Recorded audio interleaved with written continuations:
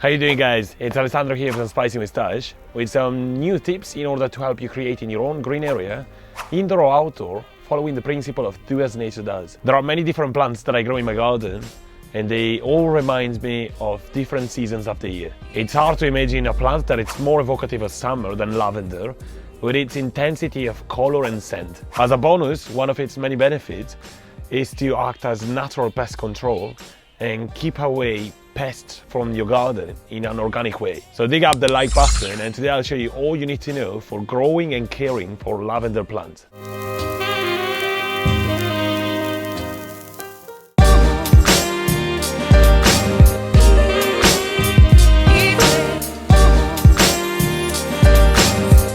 I'm in a lovely place today, surrounded by these beautiful plants, emitting a really intense fragrance that I wish I could share in this video. You might hear a few bees flying by the microphone while we talk about this amazing plant. The first thing that you need to do before planting lavender is to identify the variety that you would like to plant. There are many kinds of different varieties, but they all fall into the broader group of either French, English or Spanish. The first one is Lavandula angustifolia.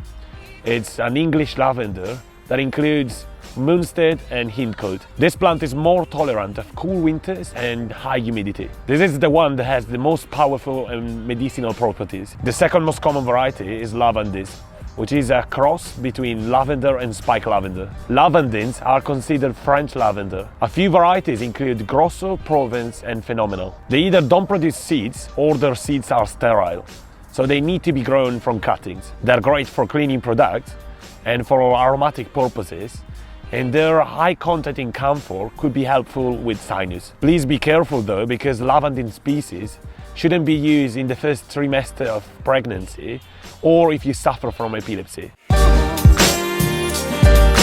Another cool thing about lavender is that it's really great for pest control due to the high content of linalool, which is a compound found in different plants like basil, oregano, and it repels mosquito and many other kinds of pests. It also attracts lots of beneficial pollinators that they prey on insects like aphids, and they keep your garden free of pests. To grow lavender, there are a few steps that you should consider and take to make this semi-perennial thrive and survive. The English variety of lavender grow in most places. They tolerate both winter moisture and humidity. Keep in mind that lavender is native of the Mediterranean Sea, which means a dry, rocky environment. Because of this, most varieties thrive in dry, hot and rocky areas. I usually prepare a lighter soil mix compared to my other raised beds, and if you happen to have a clay soil, just make sure to add compost to loosen it up. I don't add any extra nutrients to my lavender plants,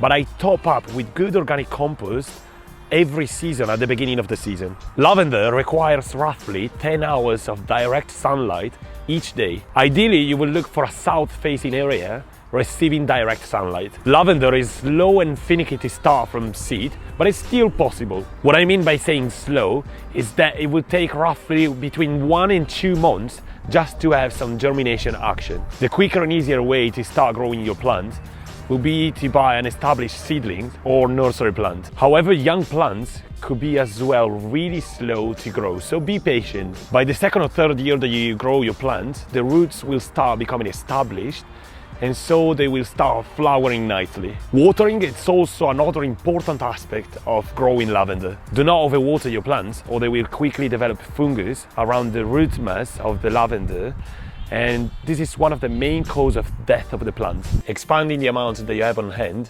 can be done in a few different ways. As mentioned before, the germination rate, which means the amount of seeds that actually sprouts from what you planted, it's really low. You will also only be able to plant the Lavandula species. In fact, lavandin seeds are sterile if they even produce any. The best way to improve the amount of plants that you have is through cuttings. You can take either hard or softwood cuttings. Softwood cuttings can be done in late spring, and hardwood cuttings can be done from spring to fall. To take your cutting, choose a stem without blooms that is 3 to 4 inches long. Take the leaves off the bottom of 2 inches of the plant and scrape off the skin of one side of the stem. You just simply place the bottom 2 inches in a pot and you let the rooting begin. The best time to harvest lavender is early on many levels. Early spring, early bloom, early morning. Harvesting lavender flowers in early spring will give enough time to the plant to do another flush of flowers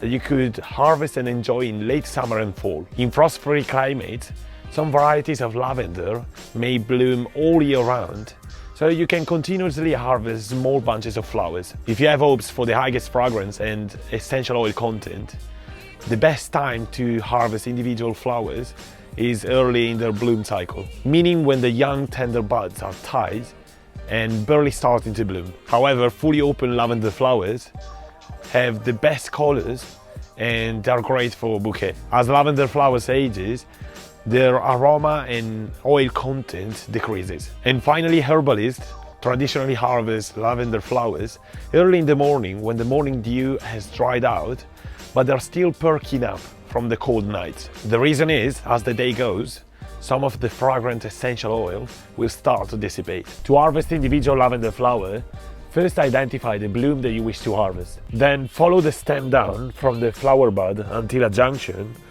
where new leaves, new buds or new branches have begun to form. Using small pruning snips or scissors, cut the stem just above the leaves or new branches. Once the center stem and flower has been removed, the plant starts redirecting its energies. Now those two side shoots will start rapidly to grow and produce new flowers.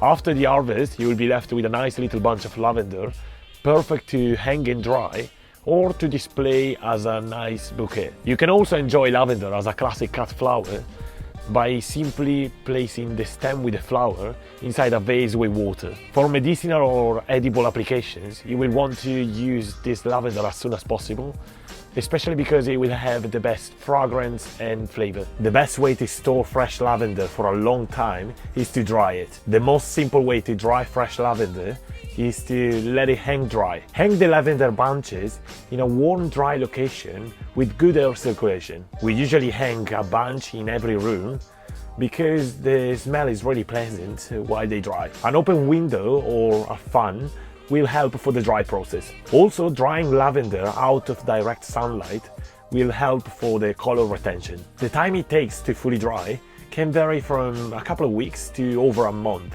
depending on your climate. To test if the lavender is completely dry, try to snip one of the stems between your fingers. When completely dry, they will crispy snap rather than just bend. Another way to dry lavender is to use a food dehydrator. This process is also really easy and much quicker than let it dry at room temperature. It's not only about speeding up the process, but it also makes sure that the lavender is 100% dry. If lavender is not dried completely, it can easily cause medicinal oil to develop mold and spoil. Lavender is a beautiful plant not only to display in your garden, but also in your home when hanging dry or in small pots on your windowsill. It's the perfect plant to attract beneficial pollinator that will help to pollinate your plants, and also they will prey on pests. I hope you liked today's video, and if so, please subscribe to my channel, turn on the notification settings so you can be notified every time I post a new video.